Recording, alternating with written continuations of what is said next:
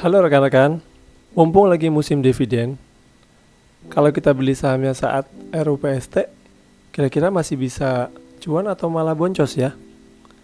Yuk kita bahas.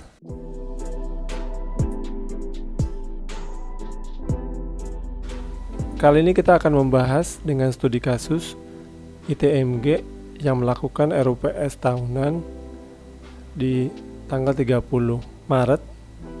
Sekarang tanggal 10 April, yang mana hari ini adalah pembagian dividennya atau come date-nya.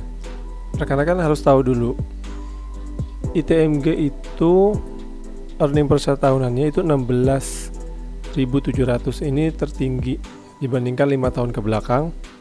Dan secara histori dia membagikan antara 70 sampai 96% dari EPS-nya, yaitu dividend payout ratio-nya. Ketika dia sudah membagikan interimnya itu 4.128, maka orang-orang berekspektasi di angka 7.000-an untuk dividen full year. Cara ngitungnya begini, ini saya ada lihat ke sini dulu ya. Ini ada angkanya sebetulnya, saya tunjukkan dulu. Ya, EPS-nya kan 16.000, kemudian dividen interimnya 4.000. Full year-nya kita bisa hitung dengan earning per share dikali 65% dikurangi interimnya. Itu. Seandainya orang berekspektasi 70%, maka dividen full year-nya itu sekitar 7.500. Kalau kita bisa ubah. Nah, ekspektasi orang tuh tinggi, sekitar ya di atas 6.500. Ini contoh ada di forum ya, ada yang nanya,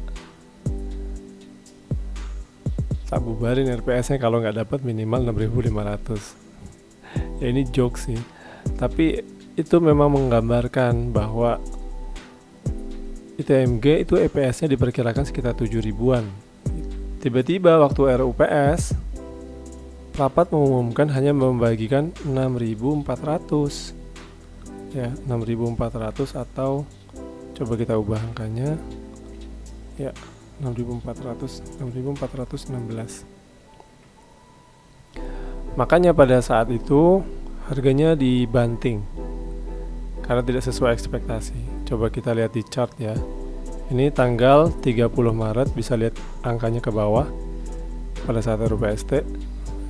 Sudah naik ketika RUPST malah dibanting. Kenapa? Karena tidak sesuai dengan ekspektasi. Di hari sebelumnya saya sudah hitung sebetulnya. Kalau di angka 39 atau 40 saya berani masuk. Karena secara histori itu yieldnya memang nggak pernah sampai belasan persen. 5%, 10% paling tinggi. Ini ketika sudah mulai commodity super cycle dia membagikan 10%. Nah, tiba-tiba di tahun ini dia membagikan di atas 10%. Makanya ini sangat menarik. Jadi saya berani masuk. Sebetulnya ketika RUPS itu dibanting sampai 3.800. Tapi saya nggak bisa beli waktu itu karena saya sedang di jalan. Bisa kelihatan ya. Ini saya pakai mobil kok pakai motor di sini. Lagi dalam perjalanan sehingga nggak bisa beli, dan saya menunggu saat closing. Karena kalau saat closing kan harganya sudah diam. Kemudian harganya bergerak naik sampai harga tertingginya di 41.500 dan hari ini close di 4875. Jadi buat teman-teman yang menjual baru saat come date-nya akan dapat sekitar 4,3%. Ya lumayan, dari tanggal 30 sampai 10 April 4,3%. Mirip-mirip sama deposito. Jadi kesimpulannya, apakah jika membeli sahamnya saat RUPST masih bisa cuan atau malah boncos? Jawabannya bisa, tapi ada syaratnya. Yang pertama, persentase yield-nya harus lebih tinggi dibandingkan histori pembagian dividen sebelumnya. Yang kedua, dia harus di atas 7%.